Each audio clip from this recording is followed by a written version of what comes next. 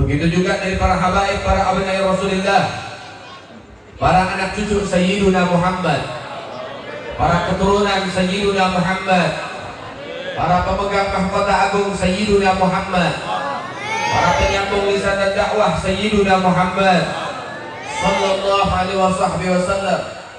Ada Habib Yusuf As-Segaf, dan juga ada Habib Ibrahim bin Sweet, dan juga para habaib yang lainnya. Kita doakan mudah-mudahan para habaib, para kiai, para asatidz dan juga yang hadir di tempat ini dan juga masyarakat ahli kampung semua yang ada di tempat ini yang punya hajat, hajatnya dikabulkan oleh Allah. Yang punya dosa, dosanya diampuni oleh Allah. Yang punya hajat, hajatnya pun dikabulkan oleh Allah. Yang punya usaha, usahanya dilancarkan oleh Allah. Yang sedang mencari ilmu diberikan ilmu yang barokah dan manfaat. Amin ya rabbal alamin. Alhamdulillah, segala puji bagi Allah, Tuhan yang Maha Esa, yang Maha Tunggal. Dan dialah Allah Subhanahu wa ta'ala, zat yang Maha Pengasih lagi Maha Penyayang. Salawat teriring salam terus kita berikan dan curahkan kepada hadratir Rasul, imamuna wa qudwatuna wa sayyiduna Muhammad sallallahu alaihi wasallam bi afdali salawat wa ta'zim. Saudara yang dimuliakan oleh Allah, pada malam ini kita dikumpulkan oleh Allah, dihimpun oleh Allah, digerakkan oleh Allah, dituntun oleh Allah, sehingga ringan langkah kaki kita keluar dari rumah kita, keluar dari tempat kita, keluar dari wilayah kita, keluar dari daerah kita, untuk menuju ke tempat yang dicintai oleh Allah Subhanahu wa ta'ala, untuk berkumpul bersama-sama. Tiada lain dan tiada bukan untuk mengagungkan akan hari kelahiran baginda Nabi Muhammad. Al-Imam Syafi'i radhiyallahu ta'ala anhu warḍah, beliau menyatakan, man jama'a li maulidin nabi ikhwanan wa hayya'a ta'aman wa ahla makanan wa amila ihsanan wa kana sababan li qira'atihi fa afdallah yaumil qiyamah ma'a siddiqin wa syuhada wa shalihin fi jannatin na'im. Beliau mengatakan, siapa orang yang kumpul di dalam perayaan maulidnya Rasulullah, yang kumpul di dalam menyebut dan mengagungkan namanya Rasulullah, wahai atau aman, atau mereka nggak bisa kumpul bareng kita, tapi mereka menyumbang konsumsi, menyumbang materi, menyumbang tenaga, menyumbang pikiran untuk ikut andil dan serta mengagungkan perayaan maulid baginda Nabi Muhammad. Wa ahla makanan, mereka nggak bisa nyumbang, mereka nggak bisa kasih uang, mereka nggak bisa kasih makanan, tapi mereka bisa kasih tempat. Mereka bantu kelar karpet, mereka bantu kerja bakti, mereka dirikan tenda, mereka dekorasi, mereka berikan lahan mereka untuk dijadikan tempat parkiran dan lain sebagainya. Ini termasuk mengagungkan kelahiran baginda Nabi Muhammad. Wa amila ihsanan, dia nggak bisa ngasih tempat, dia nggak bisa nyumbang makanan, nggak bisa nyumbang minuman, nggak bisa nyumbang materi.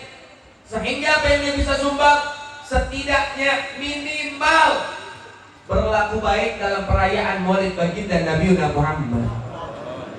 Perlakuan baik bentuknya seperti apa? Banyak. Salah satunya perlakuan baik dalam perayaan maulid Nabi dari kalangan pejabat dan aparat, jangan persulit ketika masyarakat ingin bersolawat kepada baginda Nabi Muhammad. Minimal jangan dicekal, jangan dilarang. Ketika umat ingin solawat bangga dengan kelahiran Nabi-nya, itu termasuk perlakuan baik dari kalangan aparat dan pejabat, saudara. Jangan mentang-mentang jadi RT, jadi camat, jadi lurah, dengan alasan pandemi dan lain sebagainya orang pengen bikin maulid dilarang. Jangan. Yang mau dilarang tuh yang dangdutan larang, jangan maulidan. Yang nggak mau dilarang tuh hiburan malam larang, jangan maulidan.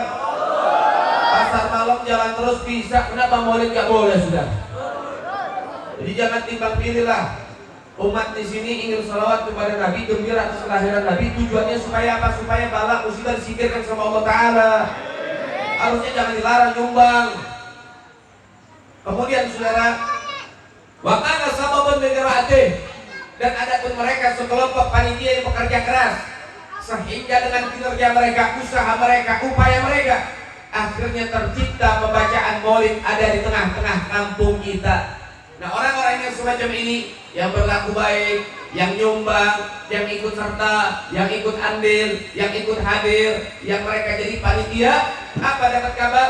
Ba'athullah yaumil qiyamah, besok kita semua akan dibangkitkan oleh Allah, dihimpun oleh Allah, dikumpulkan oleh Allah bersama para syuhada, para sholihin, para siddiqin di dalam surga yang penuh kenikmatan dari Allah Subhanahu wa taala.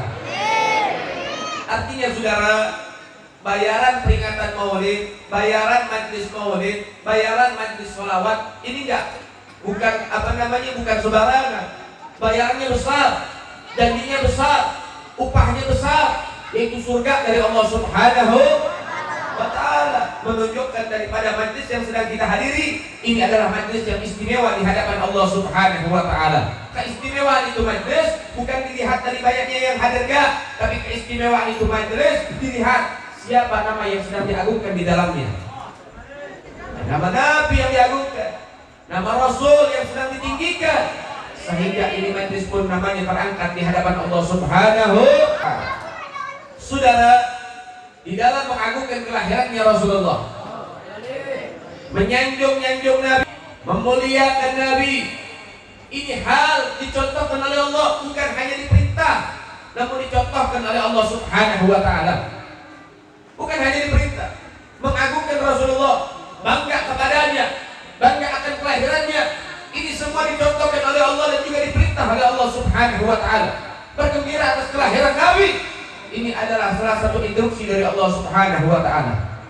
Allah menyatakan di dalam firman-Nya surat Yunus, Bismillahirrahmanirrahim, qul bi fadlillahi wa bi rahmatihi fabidzalika falyafrahu.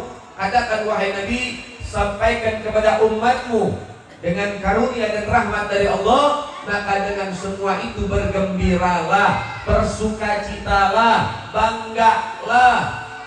Karunia, rahmat itu banyak bentuknya. Nikmat itu bagian dari karunia dan rahmat dari Allah Ta'ala.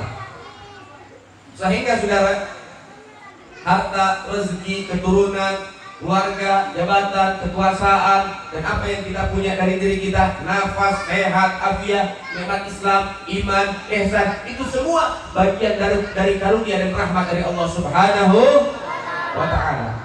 Sehingga karunia yang mana, rahmat yang mana, yang dengan keduanya kita wajib bangga dan bergembira, kita wajib bersukacita. Sehingga kita butuh penafsiran dan juga tafsiran, saudara. Apa penafsirannya? Sayyidina Abdullah bin Abbas mengatakan fadl wa huwa dinul Islam wal ilm.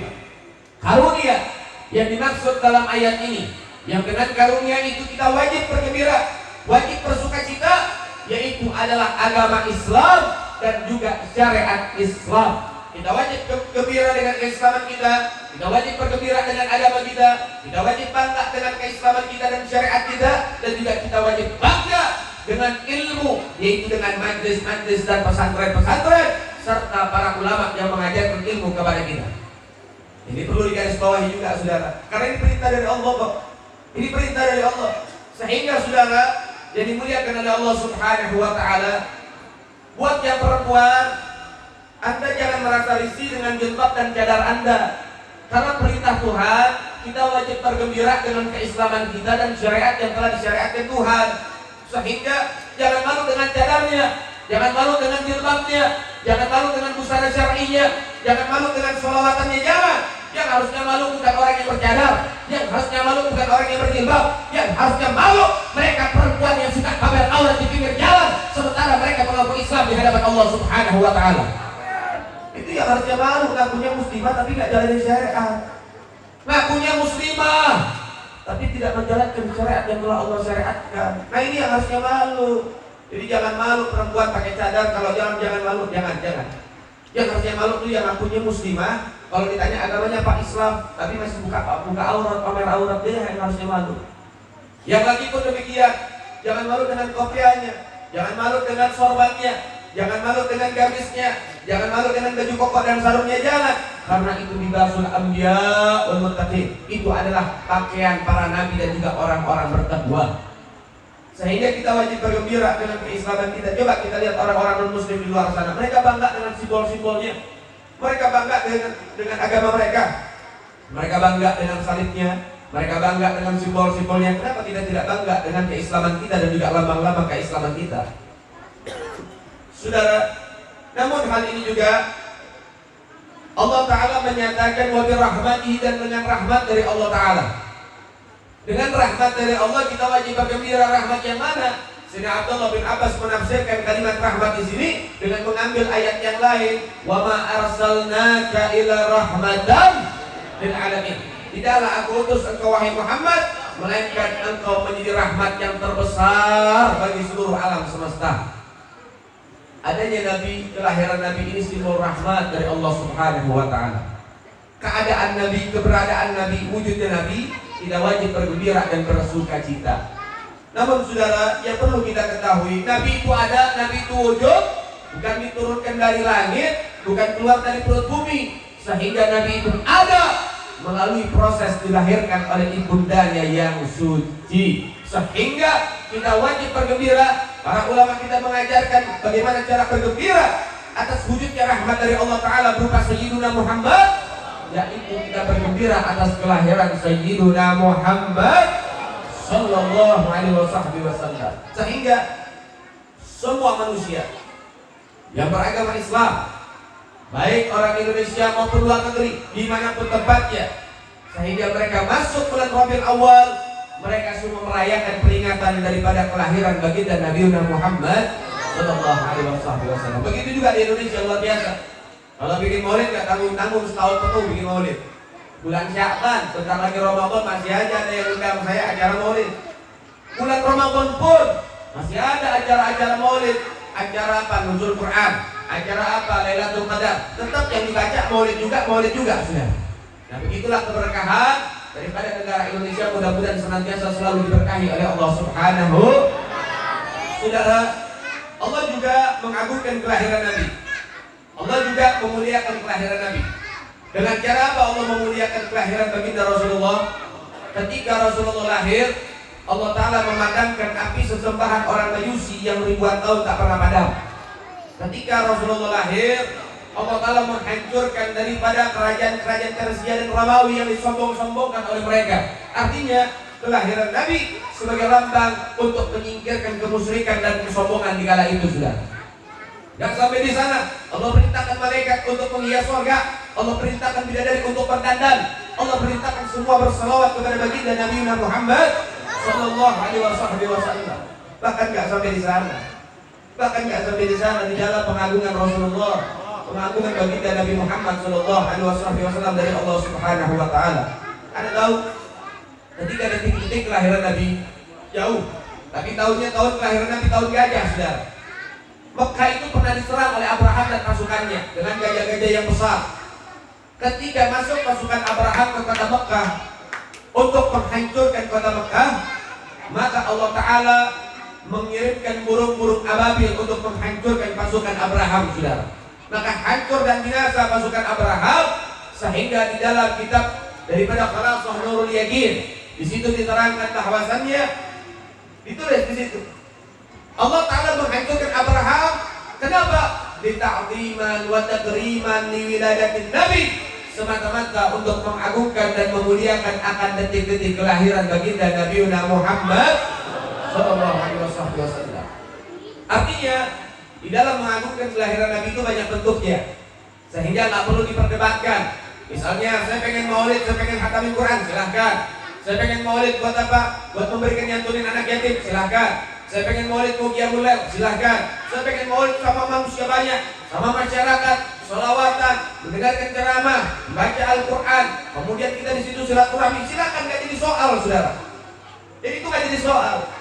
Saudara yang dimuliakan oleh Allah Subhanahu Wa Taala, senasib bentuknya ketaatan kepada Allah dengan tujuan bersyukur kepada Allah atas kelahiran Nabi, maka insya Allah mudah-mudahan kita termasuk orang-orang yang dibanggakan oleh baginda Nabi Muhammad. Saudara, ini kita punya Nabi luar biasa. Kita punya Nabi luar biasa, mulia, agung. Khuluquhul Quran, akhlaknya Al-Quran. Sehingga Al-Habib Ali Al-Habsyi beliau menuliskan dengan tinta emas dalam kitab Suntuturah atau Walid Habsyi yang kita baca dan dimanapun dibaca, apa? Kana sallallahu alaihi wasallam ahsanun nasa khuluqan wa khalqa, la yakun wa la yaf'alu illa ma'rufa. Sesungguhnya ada dalam pribadi Nabi adalah sebaik-baik manusia, baik dalam segi fisik maupun dalam segi akhlak. Dan Nabi itu tidak berucap, Nabi tidak bertindak, Nabi tidak bergerak, Nabi tidak mengambil sikap kecuali hal itu adalah hal yang ma'ruf, hal yang paling baik untuk kita semua dari baginda Nabi Muhammad. Jadi kalau misalnya ada yang mengatakan daripada tindakan Habib Rizik yang mengambil jalur dakwahnya Rasulullah dengan nahi munkarnya dibilang tindakan yang tidak baik, berarti dia melecehkan baginda Nabi Muhammad. Kenapa hal demikian dia? Karena di dalam Islam ada amar ma'ruf nahi. Kalau untuk ada ulama yang mengajak dengan kebaikan, bagus, ya itu termasuk sifat Nabi. Tapi kita tidak boleh memungkiri, kita tidak boleh menepis, kita tidak boleh menafikan tindakan yang diambil oleh guru kita Habib Rizik, yaitu nahi munkar. Gak semua ulama mau menempuh jalur ini karena resikonya besar, tapi diambil oleh Habib Rizik dan juga kawan-kawan di Front Pembela Islam. Maka ini juga sifat baginda Nabi Muhammad. Betul, akhlak Nabi luar biasa. Nabi baik kepada orang kafir, iya. Nabi memaafkan, iya. Betul, saudara. Kita nggak bisa menafikan, tapi perlu kita baca sejarah. Nabi pernah angkat pedang 47 peperangan dipimpin langsung oleh baginda Nabi Muhammad. Ayo, mau bilang Nabi radikal, mau bilang Nabi itu keras? Tidak. Tapi Nabi kalau misalnya dicaci, Nabi memaafkan. Ketika Nabi dizalimi, Nabi memaafkan, iya betul. Tapi kita juga harus tahu bagaimana daripada kronologinya. Kalau hak pribadi Nabi, sifat pribadi Nabi, Nabi pemaaf, itu hak Nabi. Nabi memaafkan, itu hak Rasul. Tapi ada pun demikian, saudara, ingat Nabi Muhammad SAW tidak pernah memaafkan orang-orang yang melecehkan Islam dan Al-Quran, saudara. Idza tu'iya ahadullah lam yadum ahad. Kalau sudah dilecehkan daripada hak-haknya Allah, kalau sudah direndahkan syariat agama Allah, tidak ada yang dapat menahan kemarahan baginda Rasulullah SAW. Nabi juga marah. Ketika syariat dilecehkan, Nabi marah. Jangan ditutupi daripada sirah itu. Betul, itu hak Nabi. Nabi memaafkan musuh-musuhnya, iya betul. Tapi adapun sekalipun Nabi memaafkan, saudara, sahabat gak ada yang memaafkan orang-orang yang merendahkan Nabi. Makanya kalau baca sejarah jangan setengah-setengah. Lihat bagaimana Sayyidina Ali bin Abi Thalib membunuh daripada Amr ibn Wud. Gara-gara apa sih? Gara-gara Amr ibn Wud di dalam perang Khandaq melecehkan Nabi, merendahkan Nabi. Gak terima Sayyidina Ali yang usianya masih 23-25 tahun, saudara, dibelah dua tubuhnya Amr ibn Wud. Abdullah bin Quraisy memenggal dan menebas kepalanya daripada Khalid bin Sufyan. Gara-gara apa? Karena Khalid bin Sufyan merendahkan Rasulullah. Sayyidina Khalid bin Walid memenggal kepalanya Malik bin Wairah. Gara-gara apa? Karena Malik bin Wairah merendahkan baginda Nabi Muhammad. Memang betul Nabi memaafkan sahabat, gak maafin. Maka jangan dijadikan dalil ketika ada yang menghina Nabi, udah maafkan. Kan Nabi mengajarkan saling memaafkan. Bentar dulu. Kenapa sih banyak penista? Kenapa banyak orang yang menjelekkan Nabi? Kenapa banyak orang yang merendahkan Al-Quran dan Islam? Satu jawabannya, karena kita tidak mau berdiri untuk memberikan daripada dakwah, memberikan daripada perlawanan. Ketika Nabi direndahkan, kita nggak mau ambil sikap karena kita banyak diam. Ketika Nabi direndahkan, kita diam, akhirnya Pak menjamur penista ada di mana-mana, saudara. Nah, ini jangan sampai. Harus ada orang Islam punya sikap, punya dakwah, punya perlawanan. Jangan mau Nabi ini direndahkan. Kita tak pernah merendahkan agama yang lain. Jangan merendahkan agama yang sedang kita jalani dan yakini. Saudara yang dimuliakan oleh Allah Subhanahu wa Ta'ala, begitu hebat kita punya Nabi, begitu mulia. Perjuangan kita mati-matian. Masa hidup Nabi perjuangin kita. Ketika Nabi mau meninggal, yang dicari umatnya. Ketika nanti di hari kiamat, di sirat, yang dinanti umatnya. Di mizan, yang dinanti umatnya. Di mana-mana Nabi menanti umatnya. Untuk apa? Memberikan syafaat. Sampai-sampai para anbiya dari Israel, nabi-nabi terdahulu itu nggak ada yang kuat sama umatnya, sehingga mereka minta sama Allah, ya Rabb, tolong binasakan semua umatku. Nabi Nuh doa 1000 tahun dakwah cuma 80 orang yang ikut. Doa, ya Rabb, binasakan umatku. Dikirim banjir bandang, mati semua umatku.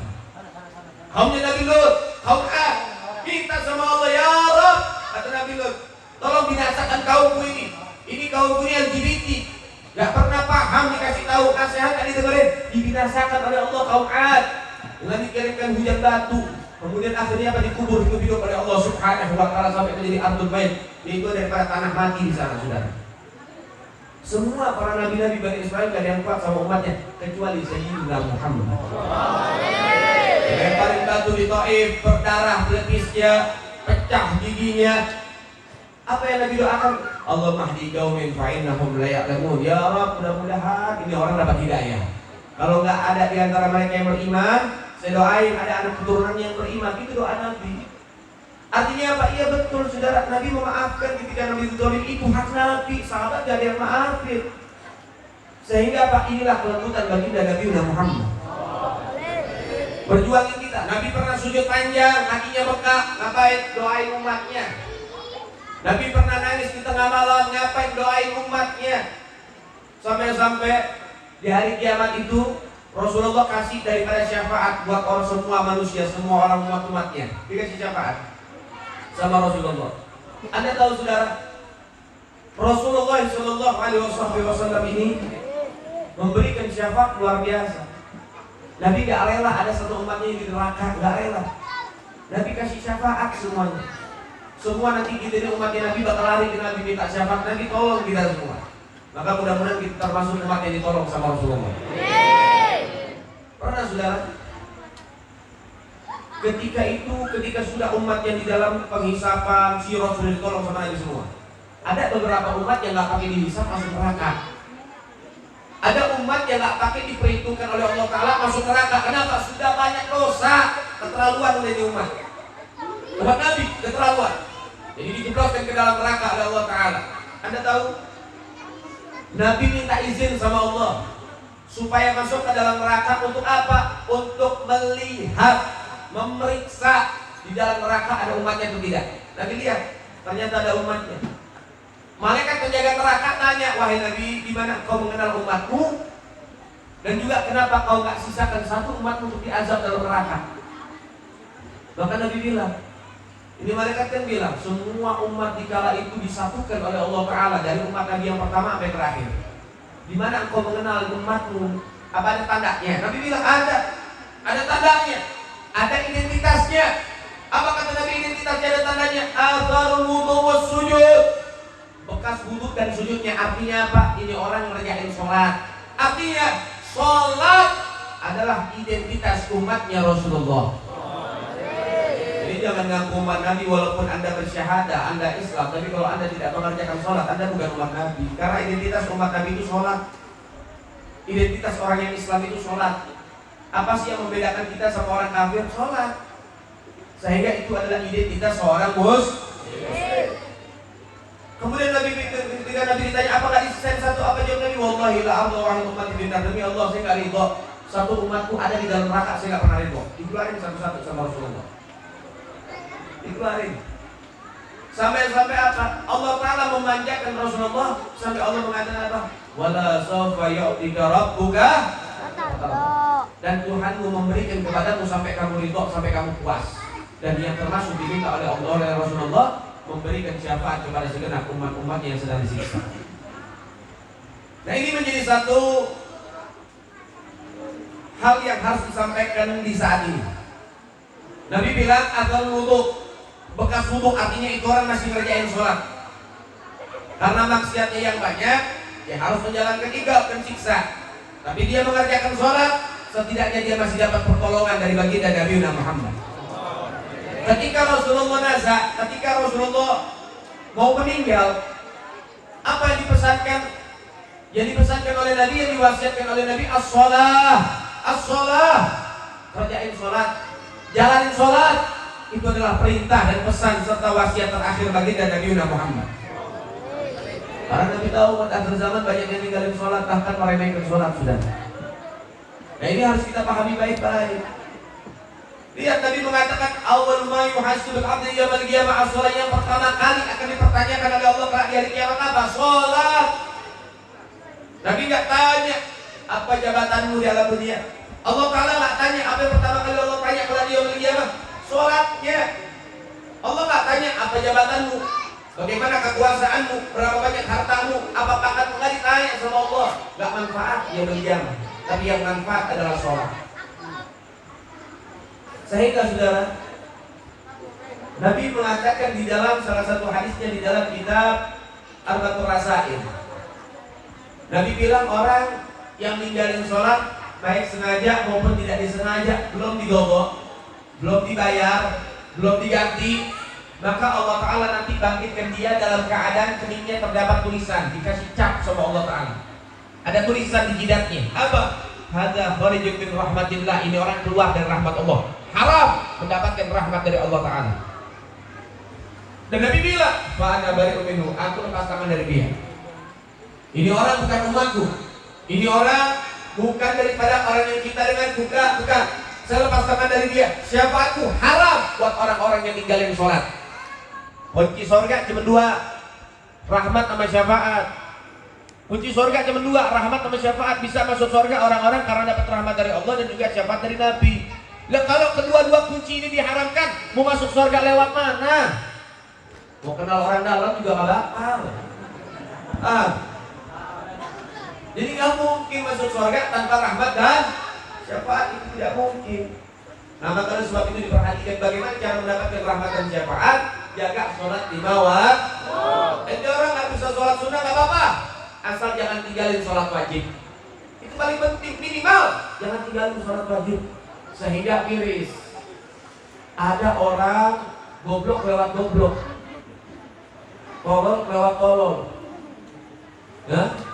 Ini orang gobloknya luar biasa. Tiap pagi ngegajuin micin 3 kilo, gimana gak goblok? Hah? Kok bisa Habib ngomong begitu dia? Dia merendahkan syariat. Kalau bukan orang goblok siapa lagi sudah? Masya Allah. Innalillahi wa inna ilaihi raji'un. Ini lontong sate. Kalau lontong sate jangan singkat ya. Lontong sate. Ini lontong sate ngomong, orang yang sholat belum tentu masuk surga. Orang yang sholat belum tentu orang baik. Masya Allah, ini kan merendahkan sholat namanya sudah. Kalau misalnya dia bilang yang sholat belum tentu masuk surga, yang sholat belum tentu orang baik, apalagi yang kagak sholat. Yang sholat dia bilang belum tentu masuk surga, apalagi yang nggak sholat. Tapi ada orang, dia serai kotaknya. Masya Allah, innalillahi wa inna ilaihi raji'un. Yang sholat belum tentu masuk surga, yang sholat belum tentu orang baik. Dengan kalimat ini dia menentang ayat Allah, inna sholata tanha anil fahsya'i wal. Sesungguhnya sholat mencegah kekejian dan kemungkaran bagi pelakunya. Orang yang ngerjain sholat maka akan dijaga oleh Allah, dituntun oleh Allah, dibimbing oleh Allah supaya tidak mengerjakan kekejian dan kemungkaran. Saudara, itu udah pasti jaminan dari Allah. Innallaha la yukhliful mi'ad. Allah gak pernah ngingkarin janji. Kalau Allah Ta'ala bakal jaga, ya pasti akan dijaga. Tapi Beb, kalau kita cerna omongannya dia, yang sholat belum tentu baik, itu betul juga Beb. Ada teman saya, sholat, maksiat, ntar dulu. Kalau kacamatanya yang dipakai kacamata orang bego, ya bego. Pakai kacamata orang pinter, kacamata syariat. Beb, jangan kasar-kasar. Kita harus lebih kasar kepada mereka, orang-orang menghina Islam. Dia sendiri gak mikir kok. Kenapa kita mesti mikir-mikir? Dia sendiri gak punya etika. Kenapa kita harus sopan sama dia? Dia sama Nabi kurang ajar, dia sama Allah kurang ajar. Ngapain kita harus sopan sama orang yang kurang ajar kepada Allah, saudara? Mesti paham. Terus itu mau sopan sama Dajjal betina, ya salah server itu. Ya salah. Ntar ada iblis, ada ifrit. Masalah. Kemana? Saya mau godain orang supaya sesat. Oh iya, silakan, mangga. Silakan di situ. Itu masjid, godain aja orang-orang biar pada maksiat semua. Begitu ngadepin setan. Enggak. Ngadepin iblis, ngadepin Dajjal, ngadepin daripada ifrit, gak boleh sopan. Lu gimana mesti sopan sama lontong sate tapi kurang ajar sama ulama? Innalillahi wa inna ilaihi raji'un. Sekarang kalau kita bahas dengan pandangan syariat, kalau misalnya dikata betul ada, memang faktanya ada orang sholat tapi maksiat entar dulu. Allah Ta'ala udah bilang udah jelas orang yang sholat akan dijaga sama Allah biar nggak melakukan maksiat dan dosa. Itu udah jelas. Tapi kok ada orang yang sholat masih maksiat, lihat udah sholat apa belum? Dia sholat iya, sholat menurut kamu, belum tentu sholatnya sah. Belum tentu sholatnya makbul diterima sama Allah. Gak usah jauh-jauh. Sekarang kita berpikir, ada orang sholat Jumat pakai kaos sama pakai celana jeans, pas lagi sujud kebuka auratnya. Saya pengen tanya, sholatnya sah apa batal? Sah apa batal? Sah apa batal? Nah, kalau orang sholatnya batal, kira-kira udah sholat apa belum? Udah sholat apa belum? Pertanyaannya, dia gobok nggak sholatnya di rumah? Dia ganti nggak? Dia sholat lagi nggak? Berarti dia udah sholat apa belum? Udah sholat apa belum? Nah, tadi di masjid dia sholat, bagaimana? Paham gak saya di sini ente? Artinya apa? Kadang-kadang ada orang berpikiran dia sholat, tapi katanya dalam syariat dia belum sholat. Kenapa? Karena kadang-kadang minimnya ilmu, karena nggak mau ngaji, jauh dari ulama, nggak mau ke majelis taklim. Kalaupun kadang-kadang datang ke majelis taklim cuma ngaji kuping, nggak mau nyatet ilmu, nggak mau dengerin, nggak mau fokus, nggak mau ya daripada apa mencari ilmu, memetik ilmu, nggak mau mengamalkan ilmu. Jadi akhirnya begitu, awam lewat awam, jahil.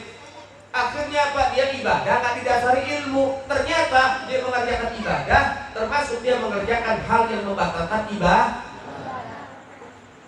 Ada orang wudhu tapi nggak tahu batasan wudhu, asal aja wudhunya. Akhirnya apa? Misal ada orang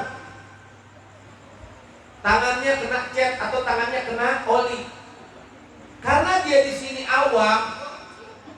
Dia cuma sekadar siram doang, padahal belum hilang catnya atau tip X-nya atau olinya. Karena ngilangin oli gak gampang, ngilangin minyak itu gak gampang, mesti berulang kali disikat dan lain sebagainya. Atau kadang-kadang orang yang kukunya panjang, ternyata di dalam masih ada kotoran-kotoran yang menghambat masuknya air ke kulit. Dia wudhu, wudhunya sah atau batal, saudara? Sah atau batal? Sah atau batal? Sementara itu dia kata kalau wudhunya tidak sah, dia ngelakuin sholat. Kira-kira sholatnya sah apa batal? Sah apa batal? Menurut pandangan dia udah ngerjain sholat, tapi menurut kacamata syariat dia udah sholat apa belum? Udah sholat apa belum? Ya wajar dia masih maksiat, sholatnya nggak sah. Paham nggak sampai sini? Itu enaknya ngaji, jadi kita tahu mana ibadah yang sah, mana ibadah yang batal.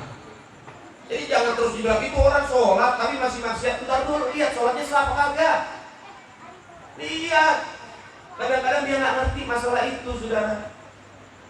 Oke, wudhunya udah sah, sholatnya nggak sah.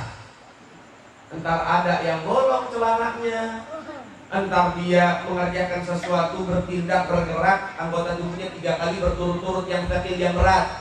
Itu juga membatalkan daripada sholat. Ada dia sholat udah rapi dan lain sebagainya, tapi apa? Nggak khusyuk. Sholat Allahu Akbar, dompet tadi taruh mana? Cuci motor taruh mana? Waduh, saya punya uang ketinggalan kali ini. Bagaimana sholatnya pengen membuahkan hasil kalau sholatnya dia tidak sempurna, saudara? Jadi jangan terus dijadikan wah betul juga ya orang dia sholat tapi maksiat. Ntar dulu, ayo kita koreksi. Nah kalau begini udah jelas, berarti ucapannya lontong sate ini nggak benar. Ini merendahkan sholat. Anggapannya dia public figure, dia artis, dia punya pengikut, dia punya penggemar. Ini bahaya, fatal. Dengan ucapannya dia, penggemarnya akhirnya apa? Gak sholat, jadi dalil. Ngapain sholat belum tentu baik? Ngapain sholat belum tentu masuk surga? Kira-kira bahaya gak saudara? Bahaya gak saudara? Bahaya. Orang kayak begini pengen jadi public figure, orang begini pengen jadi artis. Yang public figure, artis, itu orang yang punya karya, punya prestasi. Sekarang karyanya dia apa? Prestasinya apa? Prestasi gak punya, karya gak punya, kerjaannya menghina orang, menghina ulama, merendahkan orang, bahkan juga sering dipanggil polisi. Kalau dipanggil polisi negara berjuang tak jadi masalah. Jadi dipanggil polisi kasusnya apa sih? Ngerebut kaki orang, prostitusi, jual diri. Ngerebutnya masalah-masalah begitu. Berantemlah sama orang, jangan bilang kagak ada. Dia pernah kena kasus prostitusi 30 juta. Dia jual diri. Masya Allah. Ini lagi ikut satu-satu nih, yang 80 juta ikan mujair nih. Tapi berisik dipanggil nggak datang, cuman alasan sakit. Saya hamil 8 bulan aja datang. Lah, Masya Allah. Innalillahi wa inna ilaihi raji'un. Kenapa Kenapa jadi komplain? Habib Rizik kayak kagak ngurusin tingkah laku dia, nggak ngurusin kasus dia, kenapa jadi dia ngikut-ngikut? Masya Allah, satu grup begitu, satu server. Itu biasa. Innalillahi wa inna ilaihi raji'un. Saudara yang dimuliakan oleh Allah, ini lontong sate kasusnya banyak. Sekarang lagi dilaporin. Beb, ini bahas maulid kenapa jadi besar? Biar tahu ternyata ada orang yang gak suka sama Habib, gak suka sama maulid, gak suka sama sholawat, gak suka sama sholat, gak suka sama syariat. Kesemua ini ada hubungannya. Jangan bilang ada hubungan, ada hubungan nih. Kenapa? Ini urusannya syariat. Ini urusan syariat. Kalau nanti orang-orang di luar sana yang nggak paham tentang masalah ini, kemudian dengan tingkah laku dia, karena kita tidak memberitahu kepada orang awam, akhirnya apa? Mereka akhirnya orang-orang yang awam itu mendengar masukan, mendengar suaranya dia, akhirnya apa? Didoktrin, benci sama ulama, benci sama habaib, meninggalkan sholat. Kira-kira bahaya nggak? Bahaya. Ini ada sangkut pautnya dalam perjuangan Nabi. Masya Allah, saudara dimuliakan oleh Allah Subhanahu wa Ta'ala. Ini lontong sate lagi kena kasus apa? Pemukulan dan penganiayaan. Dia bayar preman, dikirim uang 25 juta dan juga 30 juta. Untuk apa? Untuk mukulin 2 orang perempuan, saudara. Yang satu disuruh ngancurin mukanya, yang satu suruh matahin kakinya, saudara. Otaknya dalamnya dia. Ini lagi sedang kasusnya lagi berjalan. Doain aja, mudah-mudahan dia bakal membusuk dalam penjara karena tingkah laku dia. Amin ya Rabbal. Dia nggak mau terima hidayah, dia nggak mau minta maaf, dia nggak mau tobat, dia nggak mau kembali kepada Allah, dia tidak mengakui kesalahannya, ya sudah. Biar Allah yang ganjar dengan siksaan di dunia sebelum di akhirat, sudah. Masya Allah, saudara dimuliakan oleh Allah Subhanahu wa Ta'ala. Hal ini tidak diperkenankan. Dia bilang Habib Rizik tukang obat, Habib tukang obat. Saya nggak bilang, nggak menyebut nama kok. Berarti kalau kamu nggak menyebut nama, berarti semua habaib satu dunia kamu bilang tukang obat. Yang jualan obat dia. Benar? Yang jualan obat dia, obat langsing. Yang dikatain tukang obat Habib Rizik lah. Ngapain ini orang? Masya Allah, otaknya seperapat sendok teh. Jadi begini. Udah dikit gak kepake sudah. Hati-hati bu, hati-hati bu. Dilihat anaknya jangan sampai ngikutin baik YouTube-nya dia ataupun program dia, hati-hati. Nanti akhirnya apa? Anak kita ikut-ikutan kayak dia, tingkah lakunya bejat, saudara.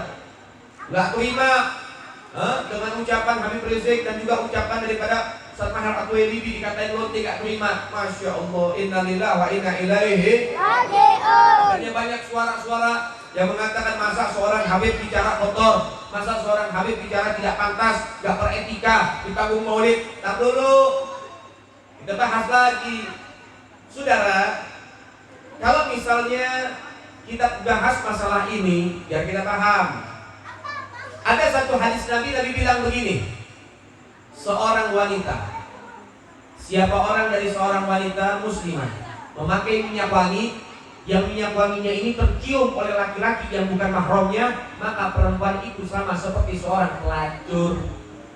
Ini hadis sahih. Ini hadisnya Rasulullah. Nabi bilang itu perempuan seperti seorang pelacur. Nabi bilang begitu kok.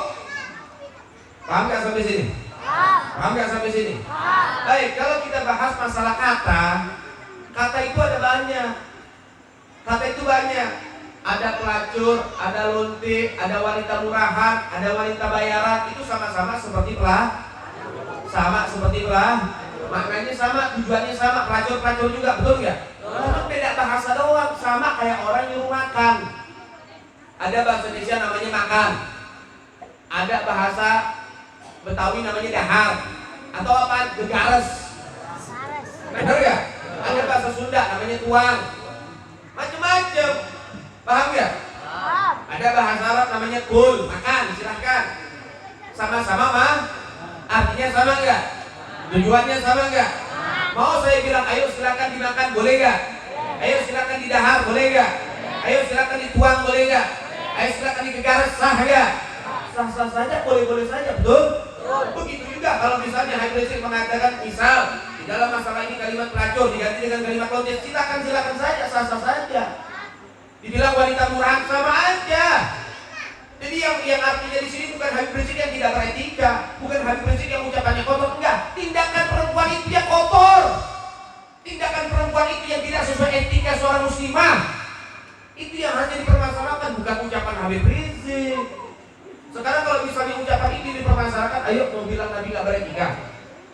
Kau bilang Nabi tidak berakhlak, sementara Nabi bilang begitu. Sementara Nabi adalah manusia yang paling berakhlak. Maka oleh sebab itu ntar dulu jangan termakan isu lah. Banyak orang sekarang nggak suka sama ulama, benci sama ulama. Kenapa? Karena mereka takut keberadaan ulama ini menjadi magnet dan menjadi power yang besar, bisa mendidik umat, dan umat taat tunduk terhadap ucapan para ulama, sehingga mereka khawatir pekerjaan mereka hilang. Kenapa? Karena mereka jualan maksiat. Artinya seperti itu, hati-hati. Kita nggak bisa lepas dari ulama, nggak bisa jauh dari ulama. Ulama itu pewaris Nabi, ulama itu peninggalannya Nabi, ulama itu amanah dari Nabi buat kita.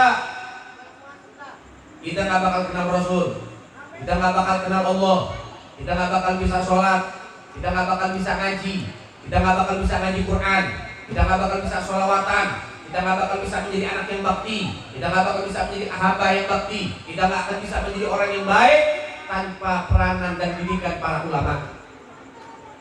Ustaz-ustaz, kiai-kiai, habaib yang didik kita siang hari malam, ngajarin ngaji, ngajarin takut sama Allah, ngajarin tunduk patuh kepada Allah. Mereka para ulama kita.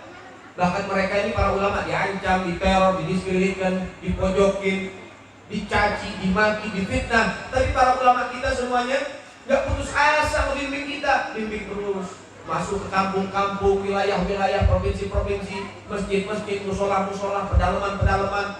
Mereka berjuang. Mereka punya keluarga ditinggal, mereka punya anak ditinggal secara sementara. Untuk apa? Berjuang buat apa? Memimpin para umat supaya pada dekat dengan Allah dan Nabi Muhammad. Kok ada kelompok yang gak suka dengan keberadaan ulama? Innalillahi wa inna ilaihi. Kenapa? Karena ulama itu menyuarakan yang hak, dan juga supaya apa? Supaya mengajarkan kepada kita melawan kebatilan. Mereka gak terima, mereka gak suka. Ya, ini resiko perjuangan, saudara. Makanya kayak kadang-kadang saya kaget, ini Habib Rizik salahnya apa sampai sebegitu rupa? Rampok bukan, betul? Bandar bukan, pengedar narkoba bukan, tukang judi bukan, raja prostitusi bukan, kemudian bawa lari aset negara ada, merugikan negara tidak. Ada apa dengan Habib Rizik? Kok ditakutin banget, saudara? Kok banyak yang nggak suka? Ya rata-rata yang nggak suka siapa? Ya itu yang mereka punya lahan di tempat-tempat maksiat. Salahnya Habib Rizik itu apa? Nggak ada apa-apa. Masya Allah, baliho dicopot-copotin, balihonya dicabut-cabutin. Ya kita mau nggak marah, biasa cuma lucu aja ngeliatnya. Disuruh atasan buat ke medan pertempuran, malah ke petamburan. Masya Allah, inna lillahi wa inna ilaihi. Copot-copotin baliho, ngomongnya arogan. Masya Allah, iri bilang bos. Bocah. Masya Allah. Tapi gak jadi masalah, dia mau copotin terserah. Dengan ucapan apa? Mendirikan baliho itu ada peraturannya, ada perdaknya, ada yang namanya bayar, daripada bayar ini semua dan lain sebagainya. Kalau kita bicara demikian, iya betul. Kalau misalnya dia pengen betul-betul menjalankan yang namanya daripada satu hal, daripada peraturan negara, peraturan pemerintah, misalnya ini baliho gak ada izin, copot. Kalau gitu jangan pilih-pilih, semua baliho copotin. Jadi baliho yang lain ada izin apa? Kagak. Jangan tanggung-tanggung kalau pengen nyopotin, semua baliho copotin. Jangan tanggung-tanggung, jangan cuma baliho tuh, bendera-bendera partai copotin semua. Bendera partai nggak dicopotin, baliho Habib Rizik dicopotin sudah. Kadang ada dua baliho di satu lokasi, ada dua baliho. Satu baliho Habib Rizik, yang satu balihonya orang. Baliho Habib Rizik yang dicopotin. Masya Allah, inna lillahi wa inna ilaihi. Ini tentara ini mati-matian. Dia itu belajar perang, keluar masuk hutan, belajar memainkan senjata, belajar nembak, belajar ini. Kenapa jadi kerjaannya nyopot baliho? Nah kalau nyopot baliho mana STM jago, gak usah nunggu TNI, betul? Begitu saudara, kenapa jadi TNI yang harus turun? Satpol PP malah ketawa main catur saudara. Ini tugasnya udah dijalani sama yang goreng. Ini kan gak betul saudara. Ini ada orang ketiga yang nggak terima keharmonisan TNI dan FPI. Ada orang ketiga, ada yang nggak suka TNI, FPI harmonis. Kalau kita lihat begitu harmonis, saudara. Setiap ada bencana TNI ada, FPI ada, kedua-duanya gotong royong untuk membantu, saudara. Ada yang nggak suka. Sehingga akhirnya apa? Kepala-kepalanya dibayar. Akhirnya apa? Nurunin instruksi ke bawahan. Bawahan mau tidak mau. Innalillahi wa inna ilaihi. Selebihnya wallahu. Nah, ini yang sangat kita kecewa, saudara. Masya Allah, seperti itu keadaan, saudara. Ini hati-hati, tidak boleh begitu. Ini Habib Rizik cucu Nabi loh. Habib Rizik ini darah dagingnya Nabi. Habib Rizik ini keturunan Nabi. Kalau misalnya ditantang sama si lontong sate, ayo cek DNA. Kalau misalnya betul keturunan Nabi, ayo berani nggak tes DNA? Nggak usah tes DNA Habib Rizik. Kalau udah tentang keturunan Nabi, masalah Habib Rizik udah jelas. Coba dia tes DNA. Kali anak siapa dia? Tahu anak mana? Tahu anak hilang. Tahu anak persilangan apa sama apa nggak tahu. Betul? Cek coba larinya kemana itu DNA-nya dia. Lumba-lumba kali. Kalau Habib Rizik sudah jelas, datanya sudah ada di lembaga Rabithah Alawiyin. Ini yang mendata semua habaib satu Indonesia. Semuanya datanya bisa dipertanggungjawabkan. Ada badan hukumnya. Datanya ada, dan lembaga Rabithah sudah mengeluarkan statement, mengeluarkan daripada satu omongan dan ucapan membenarkan Habib Rizik ini keturunan Rasulullah. Tetap setan mau bagaimana juga tetap gak senang melihat orang taat. Mau dikasih dalil kayak apa tetap nolak. Masya Allah, sudah dimuliakan oleh Allah, dan ini bahaya. Hati-hati.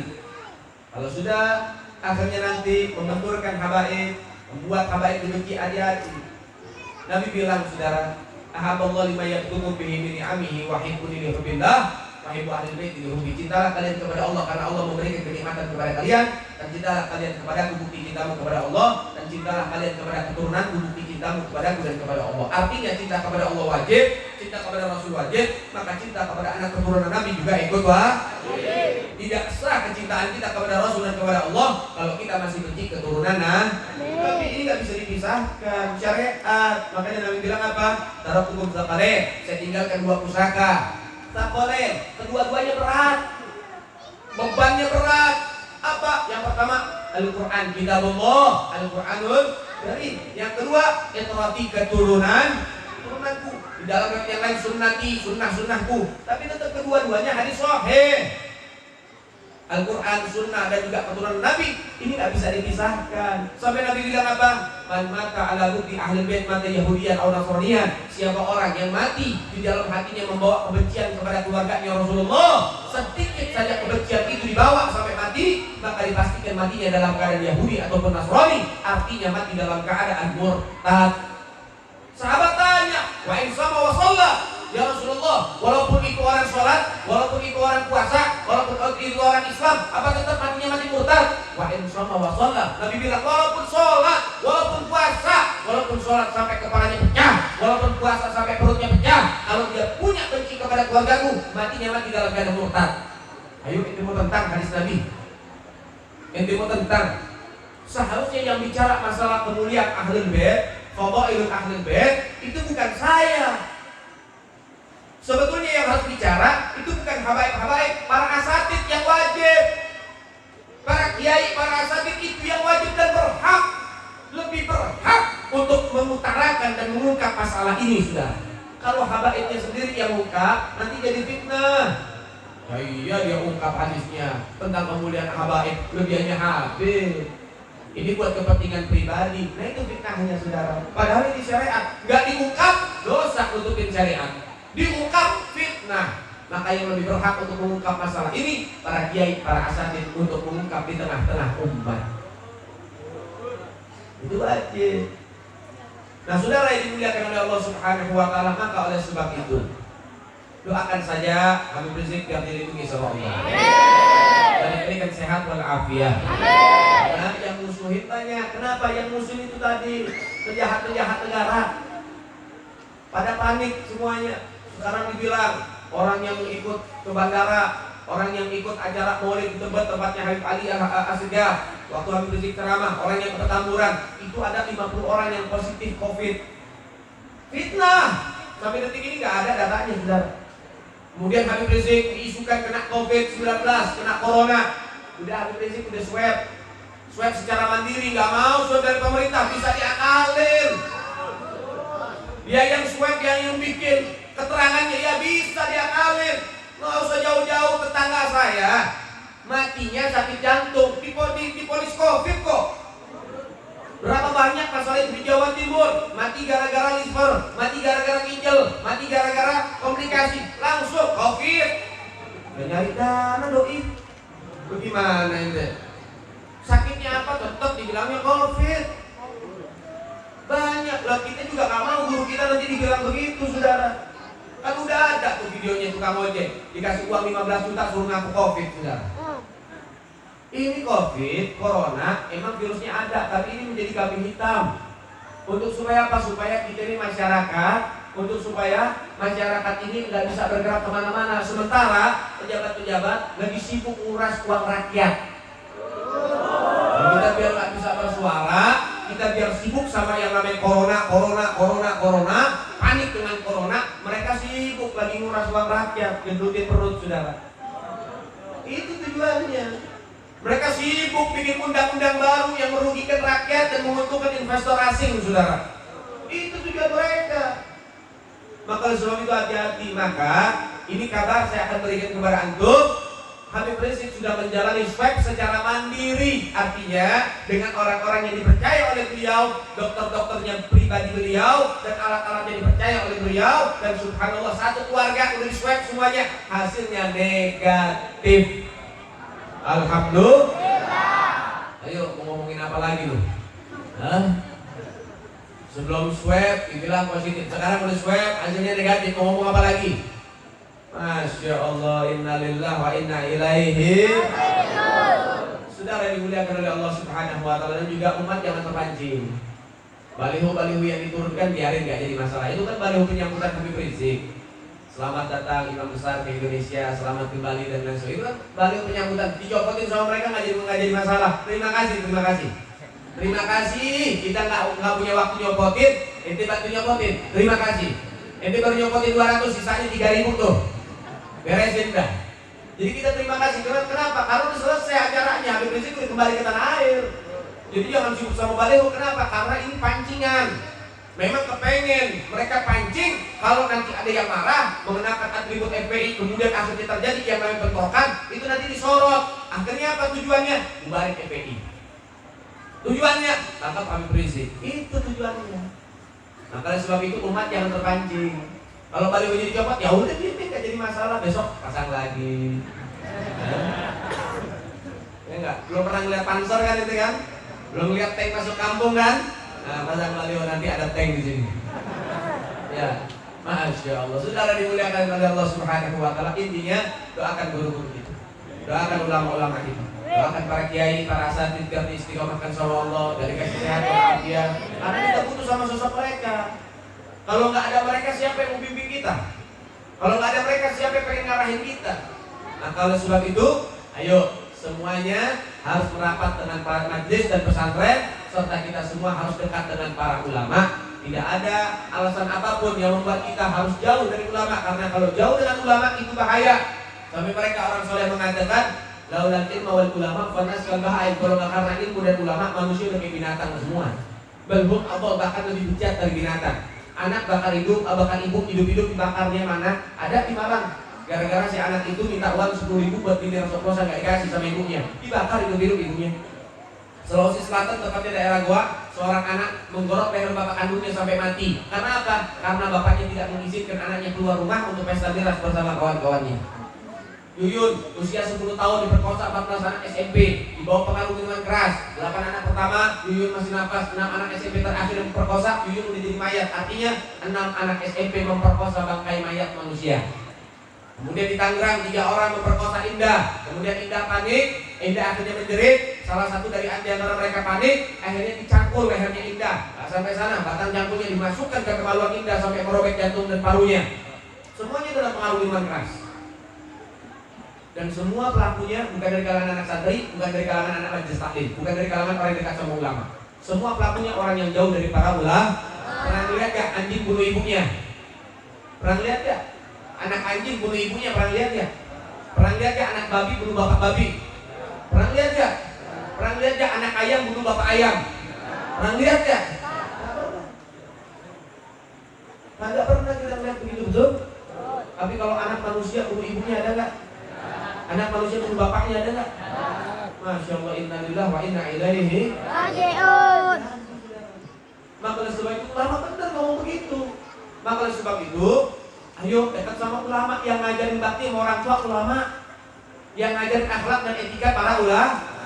Udah, jangan jauh-jauh dari para ulama. Yang syukur ada majlis di tengah-tengah kampung kita. Mudah-mudahan majlis ini membawa barokah buat kita semua. Amin ya rabbal. Saudara yang dimuliakan oleh Allah Subhanahu wa taala, maka oleh sebab itu jangan jauh-jauh dari para ulama, terus berjuang di jalan Allah, terus kita menimba ilmu agama Allah, dapat ilmu, amalkan, sebarkan, dan juga ajak yang lain untuk menjadi orang-orang yang cinta dengan majlis taklim, sehingga insyaallah hidup kita barokah dunia sampai akhirat. Amin ya rabbal. Dan juga saudara dimuliakan oleh Allah Subhanahu wa taala, terus bacakan suratul Fatihah untuk guru-guru kita, dan juga kita jaga, kita lindungi juga, kita kawal juga guru-guru kita para ulama, dan juga jaga NKRI, jaga Indonesia. Jangan biarkan orang-orang yang zalim untuk menjadi apa? Menjadi memiliki daripada niatan-niatan yang jahat dan juga program-program yang jahat buat kita punya negeri, sudah. Maka oleh sebab itu jangan berdiam diri, ikut dalam perjuangan bersama para ulama. Insyaallah hidup kita dan kita dipilih menjadi Allah oleh Allah Taala menjadi para pejuang-pejuang Allah Subhanahu wa taala. Rabbi manfa'na bi barakatihim wa hdina husna bi hurmatihim wa amitna bi tariqatihim wa ma'afati minal fitani. Sallallahu alaihi wasallam Muhammad sayyidil mursalin walhamdulillahi rabbil alamin. Amin ya rabbal alamin. Jazakallahu, terima kasih banyak. Hadirin yang minkum. Assalamualaikum warahmatullahi wabarakatuh.